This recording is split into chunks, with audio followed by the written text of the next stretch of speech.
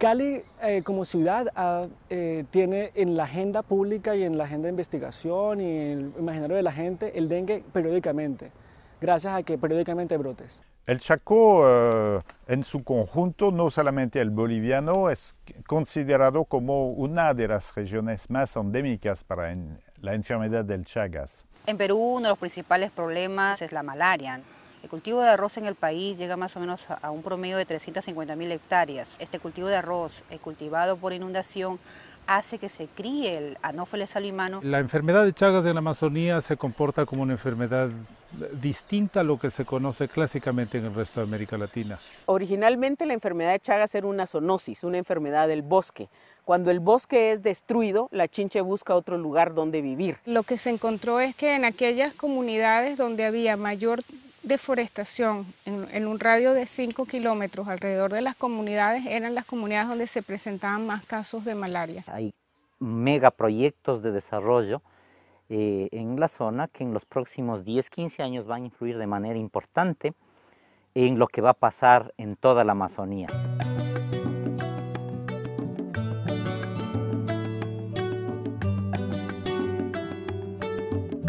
From the very beginning, we supported many projects on vector-borne diseases in Latin America, but in 1997 organized a new set of programming linking environment and health more closely to respond to the need for more interdisciplinary approaches to health problems. And in 2007, we were very fortunate that the Pan American Health Organization and the Bill and Melinda Gates Foundation joined us to produce a new research initiative. There were 7 projects beginning at once with a similar approach, and the 7 projects were working together in a network. By using an ecosystem approach, we can make a real difference in people's lives in improving both environment and health conditions. El enfoque ecosistémico o enfoque holístico para mí consiste en buscar el equilibrio con la naturaleza. Es un enfoque que pretende regresar al origen de la naturaleza, que pretende buscar el equilibrio entre plantas, animales, el humano que vive ahí. El enfoque tradicional solamente va a dar las mismas respuestas. Todos sabemos ya cómo se produce la transmisión, todos sabemos que hay un mosquito, todos sabemos dónde están los criaderos. La pregunta es ¿por qué no controlamos esta enfermedad? ¿Por qué no tenemos mejores estrategias y más eficaces para prevenir la ocurrencia de enfermedades severas, brotes y muerte? El entomólogo aprende más del componente sociocultural, el especialista en la área sociocultural aprende de entomología y entonces se generan nuevas ideas y nuevos conocimientos que van más allá de las disciplinas. La lógica integral y holística de Ecosalud permite integrar de forma racional, de forma jerárquica, las distintas categorías, los distintos elementos que determinan la transmisión de una de estas enfermedades. La información está compartida, incluso ya el biólogo habla como el ingeniero agrónomo como el biólogo. Dejar de lado la enfermedad para pensar en salud, a través de considerar los elementos socioeconómicos, por un lado, los elementos físico-ambientales por otro, ¿no? Y los elementos de la organización social por otro. Entonces, el análisis en esos ámbitos precisamente pues, nos permiten definir esto de cuáles son los determinantes de la salud, qué es lo que está determinando la salud y no solo la enfermedad. Esto es hacer con la gente, porque ellos son los beneficiarios, son los usuarios de los conocimientos que nosotros podamos aportar. Tiene al mismo tiempo una gran capacidad de identificar cuáles son algunos de los elementos sobre los que se puede intervenir para modificar un proceso de transmisión de la enfermedad. Si bien el proyecto IDRC involucra a distintos investigadores en distintas áreas en varios países, ha habido una integración excelente.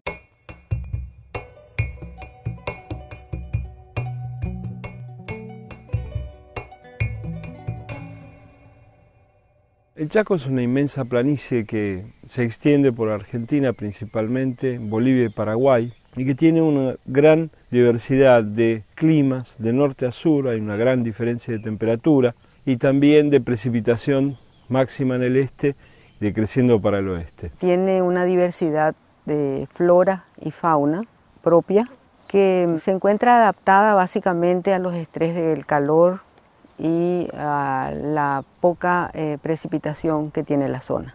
Hay estudios de los años 70 que muestran que la prevalencia de la enfermedad supera a los 70%. Estudios más recientes han demostrado que 40% de los adolescentes siguen infectados. Eso significa que no se consiguió controlar la enfermedad de Chagas en esta región. Hay varias formas de transmisión de la enfermedad.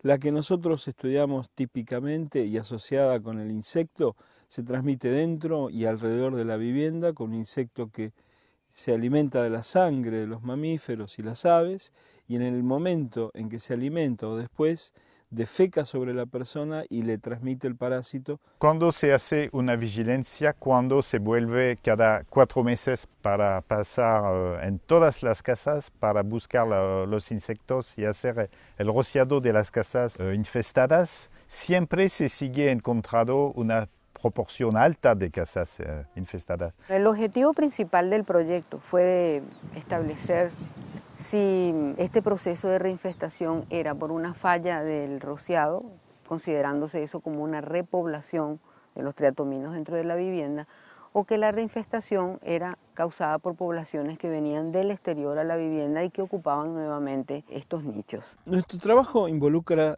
no trabajar contra las vinchucas, sino trabajar con la gente para entender y resolver un problema. Y ese problema está en las vinchucas, están en el lugar equivocado que es dentro de la casa.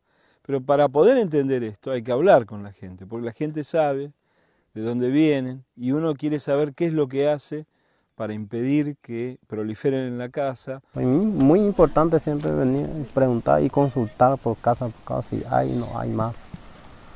Yo creo que los funcionarios, yo estoy muy contento porque trabajamos. Estudiamos la comunidad entera y no solamente cada persona en particular, se estudia sus costumbres, se estudia los factores socioeconómicos que están relacionados a la comunidad. Conseguimos demostrar que hay más posibilidad de reinfestación en las casas antiguas que en las casas nuevas. También hay más en las casas que no son revocadas. En las casas donde hay un lugar específico para poner la ropa, hay menos infestación que en las casas donde la gente deja colgada en cualquier lado su ropa. Pero lo que más nos sorprendió es el poco número de estos factores asociados, y eso viene de la resistencia que encontramos en el vector.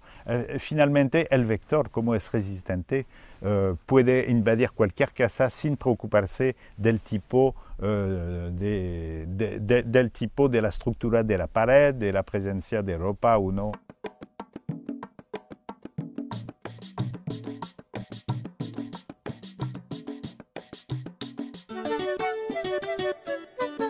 Cali es la tercera ciudad del país en población, es la ciudad más grande con población en riesgo de transmisión de dengue. Contamos con circulación actual de 4 de los serotipos del virus y también tenemos los 2 vectores. Aedes aegypti es el tradicional que tiene su lugar de cría particularmente dentro de las casas, pero se ha adaptado muy bien a criaderos de espacios públicos y de condiciones no tan óptimas como por ejemplo los sumideros. La ciudad tiene 50.000 sumideros en todas las comunas. Y nosotros, la Secretaría de Salud, cada 15 días hace aplicación de herbicidas en toda la ciudad para la prevención y el control del dengue. Por otro lado, tenemos también en las zonas de desarrollo no planificado de la ciudad, donde hay condiciones de vegetación y condiciones de vivienda pues no tan óptimas, también presencia de Albopictus, que es un vector pues importado, pero que está adaptándose a las condiciones de la ciudad. Pues entonces el riesgo de dengue, entendiéndolo como un riesgo sistémico, complejo, dependiente de muchos factores, necesita entonces ser abordado de manera transdisciplinar, porque no puede ser entendido, digamos, como un fenómeno exclusivamente biológico de mosquitos o inmunológico exclusivamente.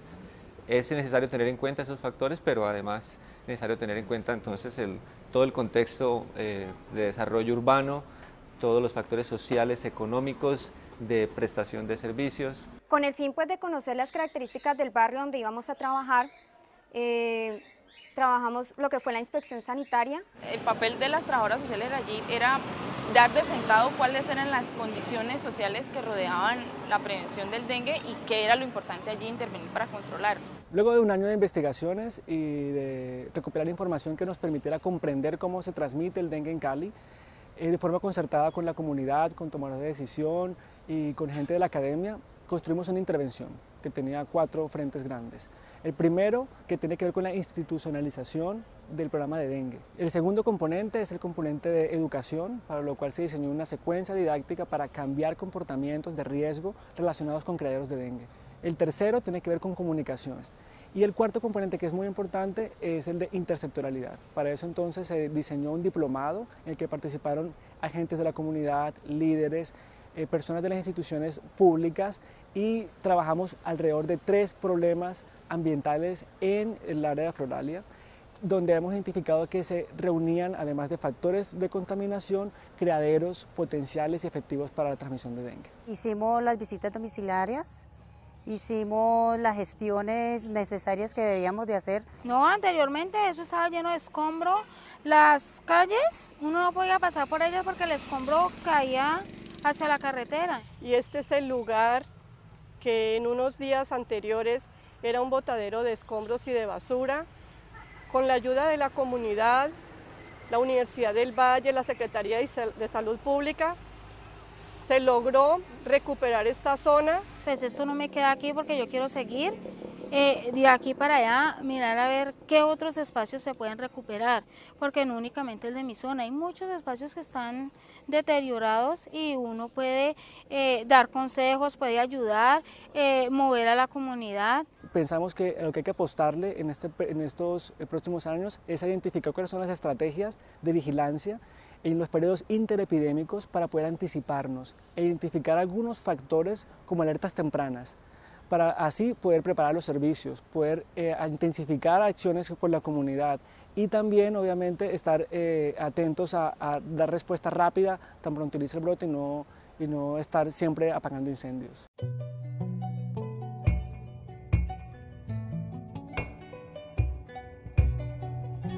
La preocupación en el país es más que nada por el hecho de que este vector, el Anopheles salimano, es ahora resistente.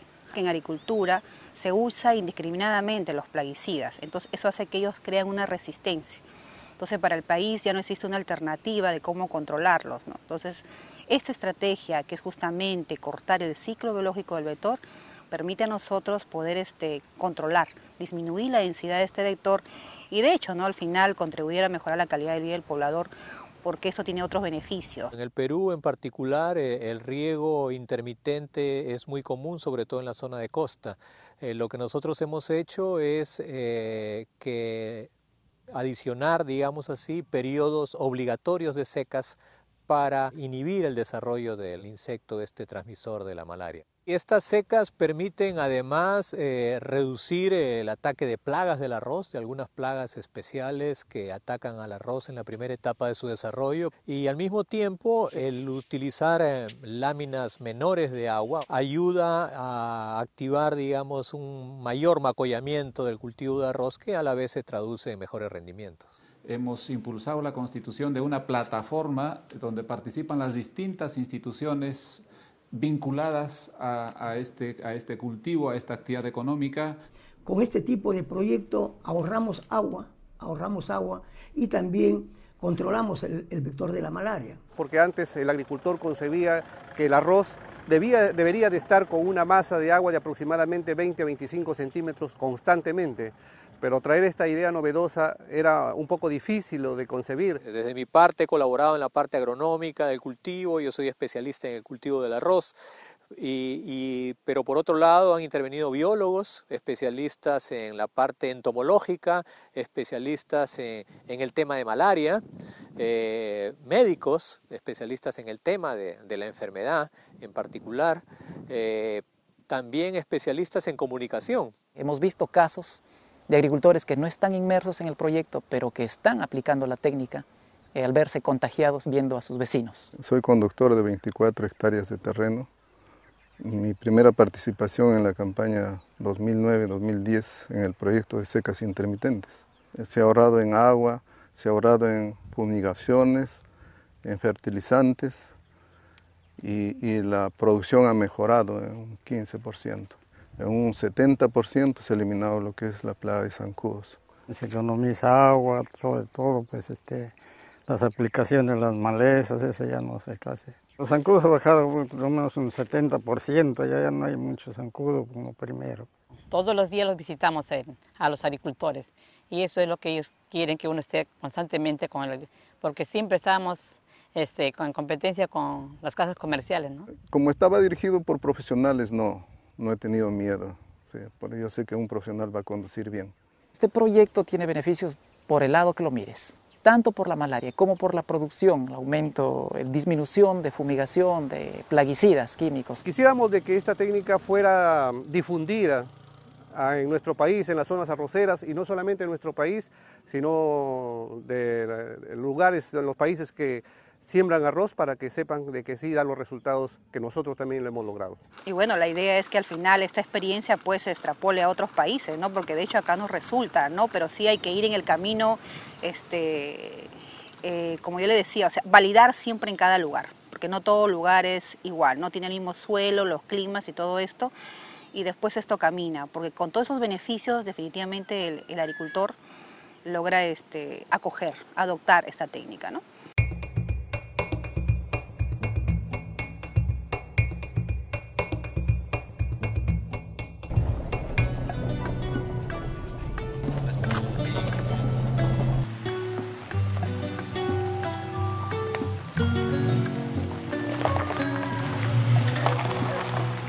La enfermedad de Chagas se relaciona en las zonas endémicas clásicas, históricas, con la domiciliación de un vector que transmite el parásito sistemáticamente, pero que está dentro de la casa. En la Amazonía hay una novedad, no tenemos vectores que están dentro del domicilio, son vectores silvestres que invaden las casas sin colonizarlas, pero que producen una transmisión continua.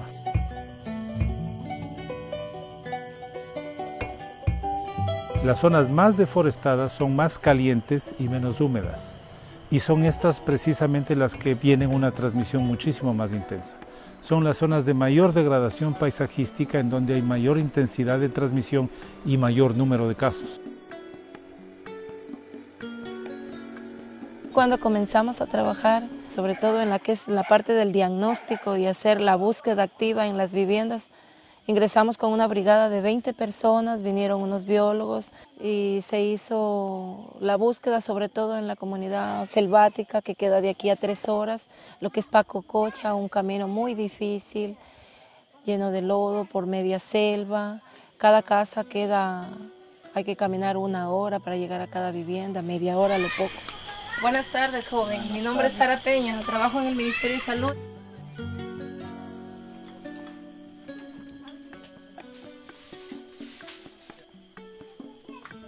El principal factor de transmisión que observamos es la presencia de palmeras que están muy cerca de las casas, y en estas zonas que han sido ya deforestadas quedan pocos individuos, pocas palmeras que acumulan una gran cantidad de insectos que por la presión demográfica interna de las colonias están obligados a emigrar y a buscar sangre, y las casas que son abiertas permiten la entrada de estos insectos.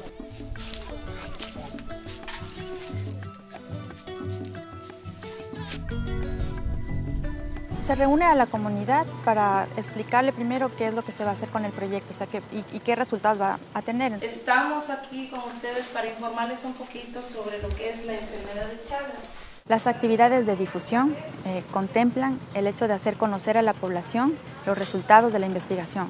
Por ejemplo, quiénes están infectados, qué tienen que hacer en caso de estar infectados, cómo tienen que obtener el tratamiento, cada cuánto. Hemos podido evidenciar que la transmisión del Trypanosoma cruzi se intensificó después de la ocupación petrolera. Esto muestra la emergencia de la enfermedad ligada a los procesos de ocupación espacial de la Amazonía y principalmente la deforestación y el establecimiento de casas permeables rodeadas de pasto y de palmeras que están aisladas, que generan la transmisión más intensa.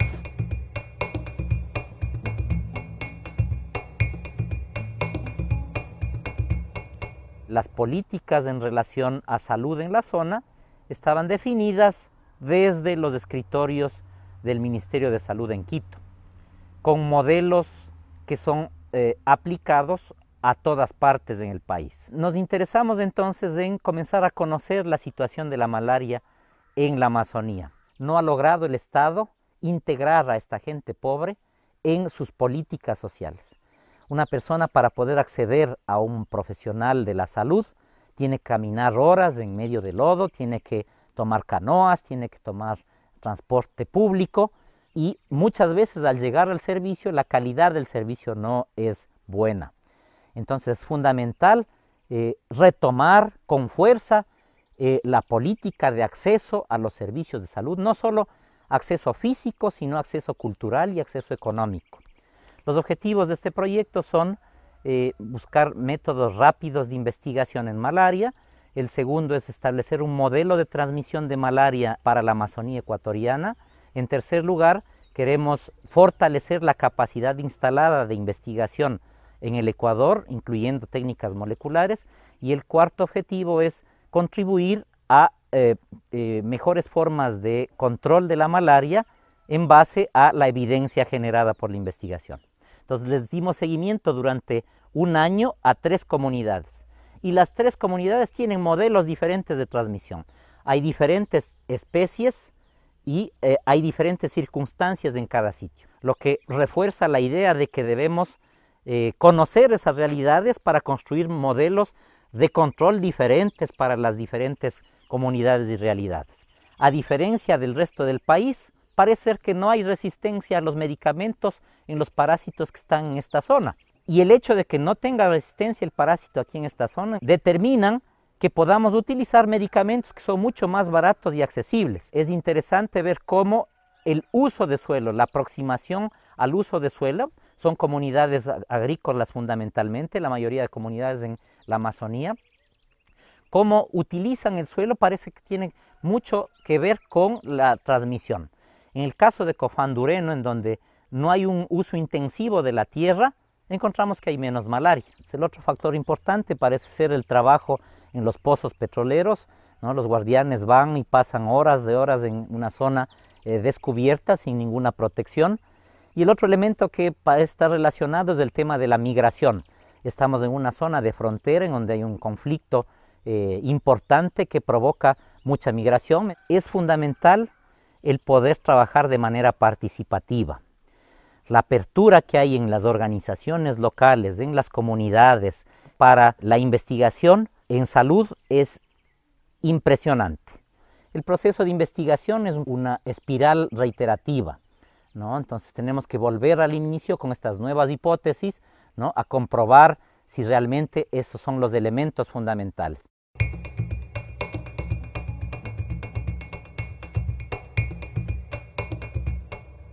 Los indígenas manifestaban que la malaria para ellos era un problema de salud.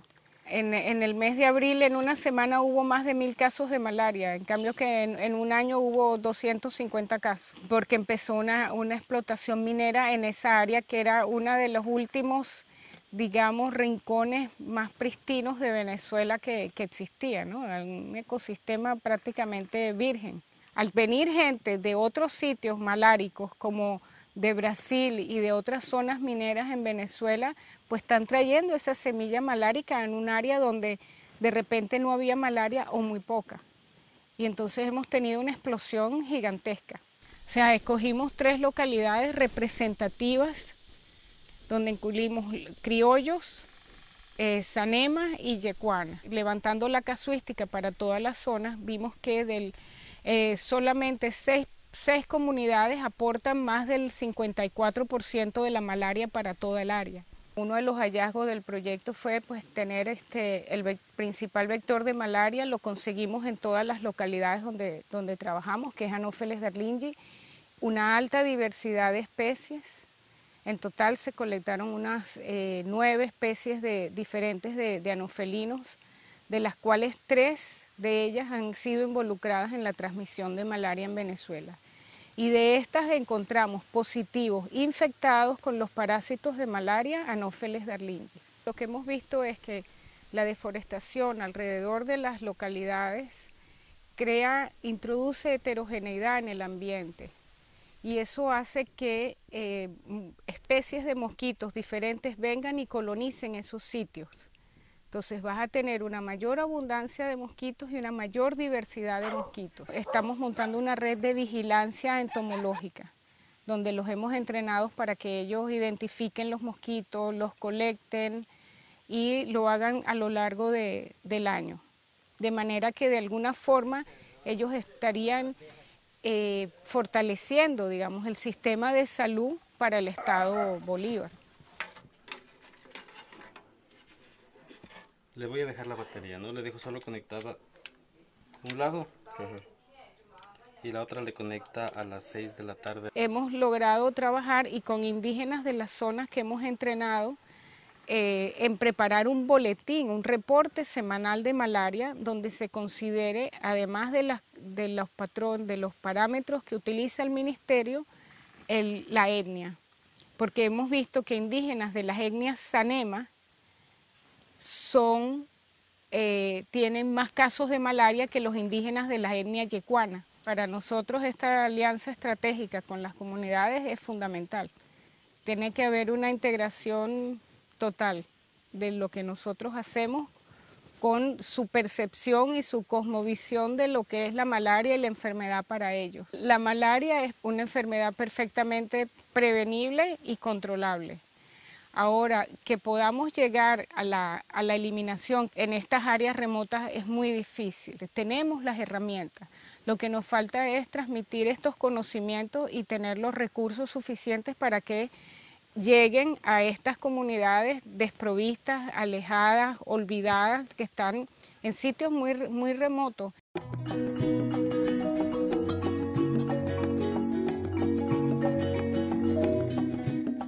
Guatemala fue el primer país en Centroamérica en ser declarado libre de la transmisión de Chagas por uno de los vectores, el Rhodmius prolixus. Le ha costado mucho a los países eliminar esta especie, ha sido a través de insecticida y puede ser eliminado con insecticida porque no se encuentra en el bosque, pero nuestra chinche no. Nuestra chinche vive en el bosque, vive en las cuevas, vive debajo de las piedras y migra cada año a las viviendas humanas atraídas por la luz y después, si las condiciones están adecuadas, ahí se reproduce. Quiere decir que si nosotros seguimos con el rociamiento, tendríamos que rociar cada año. Y eso es lo que no queremos. Lo que queremos es que las casas, aunque llegue la chinche, no se puedan reproducir. La aldea La Brea fue elegida porque ya había sido fumigada múltiples veces y siempre habían chinches dentro de las viviendas. ¡Con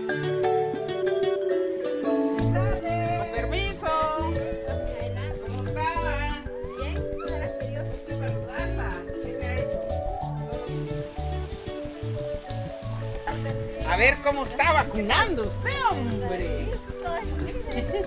El tipo de construcción tradicional aquí es de adobe, de bajareque, y generalmente la gente construye sin ventanas, o sea, adentro de la casa es muy oscuro. Eso le encanta a la chinche, la oscuridad, la humedad, la falta de ventilación, y eso es lo que nosotros pretendemos cambiar, aunque sí cambiarle su cultura. Si ellos no quieren hacer ventana, no hacen ventana. Pero lo que sí nos interesa es que la casa no tenga grietas donde se reproduzca la chinche. Nuestros ingenieros, que son parte de nuestro equipo multidisciplinario, hicieron estudios y encontraron que mezclando esta tierra con arena en proporciones ya establecidas, esto va a impedir que se hagan estas grietas. Esto es el trabajo más efectivo, porque nosotros sabemos que rociando una casa estamos invirtiendo recurso humano, logística, también insecticida, un costo más o menos de 1,000 quetzales por casa rociada. Mientras que una casa mejorada como esta que está a mis espaldas, estamos hablando más o menos de 250 quetzales. En esta localidad nosotros estamos haciendo un trabajo tripartito: municipalidad, área de salud donde yo pertenezco y Universidad de San Carlos, y la comunidad que aporta su mano de obra. O sea que primero lo mezclamos esta tierra con la arena y ahí lo remojamos el envase y le estuvimos pegando así. Ajá, bien, así con la mano. La misma comunidad hace su trabajo. Su trabajo es reposar o repellar las paredes y mejorar el piso. Lo que hacemos en conjunto con la municipalidad es ver dónde están los materiales locales y traerlos. Lo primero que pidieron era ver resultados. Por eso es que hicimos una casa modelo. Cuando ellos ven la casa modelo, cómo quedó y cómo es de fácil hacerlo, ellos ya lo van a replicar. Como presidente del COCODE, para poder dar ejemplo, pues estoy haciendo la mía ahí para ser ejemplo de la comunidad, ¿verdad? Para que los demás, bueno, se atrevan, ¿verdad? Los de la universidad nos dieron esta garantía, ¿verdad? Que es un piso que ya lo probaron, ¿verdad? De que no parte. Para poder hacer el revocado de pared, tuvimos que averiguar primero quién lo hacía, cuándo lo hacía, por qué lo hacía. O sea, hacer un estudio antropológico. Encontramos que lo hace la mujer, lo hace en las épocas de menor trabajo agrícola y cuando van a visitarlo sus parientes. O sea, es algo cosmético, pero ellos lo hacían cada año.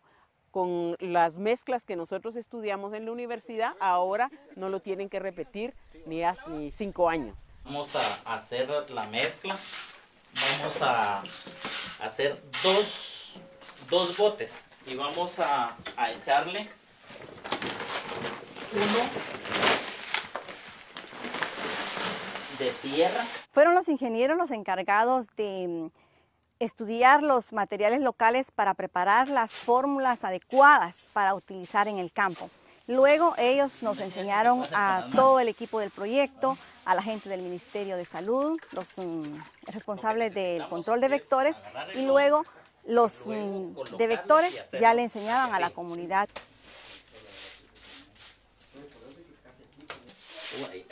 Una sola vez. Nosotros tratamos de preparar a la gente de la comunidad para que cuando nosotros nos fuéramos, ellos pudieran continuar el trabajo aún sin estar nosotros, por lo que localizamos personas que pudieran realizar esto. Este es uno de los cuartos de mi casa. Las paredes son de adobe. Antes de la intervención del proyecto, pues las paredes no tenían ninguna mejora. Tenían muchas gretaduras donde las chinches picudas se escondían. Cuando llegamos a esta aldea había un 35% de infestación intradomiciliar y actualmente está en 5%. La mujer en toda Centroamérica está muy marginada. Generalmente no tienen ingresos económicos y al no tener ingresos económicos es susceptible a mucho manejo. Y lo que nosotros pretendemos es que la mujer se libere un poco de eso. Entonces, en una de las aldeas, las mismas mujeres nos propusieron que ellas hacen viveros de café y venden las plantas de café. Y el dinero lo manejan ellas. Nosotros solo iniciamos con bolsas, alguna ayuda, y ellas ahora son totalmente independientes y venden el semillero de café cada año. Las gallinas que antes tenían adentro de la casa y que ahora las tienen en un gallinero, al tenerlas en mejores condiciones, mejora su producción, no solamente comen más carne, sino que el excedente lo puede vender. Y ese es dinero que le entra a la mujer. Otro aspecto de tener los animales afuera es que el Trypanosoma cruzi no se reproduce en aves. Aunque la chinche esté comiendo aves, no se va a infectar del Trypanosoma cruzi, que es el causante de la enfermedad de Chagas. Estamos tratando de vivir con ella sin que nos enferme. Ese es el enfoque. Originalmente así era.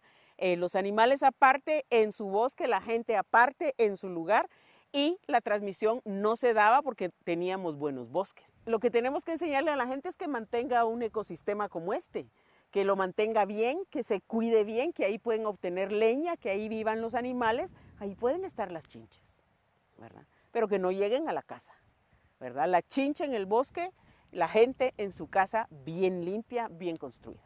Nos interesa que la gente viva de mejor manera, ese es el enfoque holístico. Desarrollo para tener salud.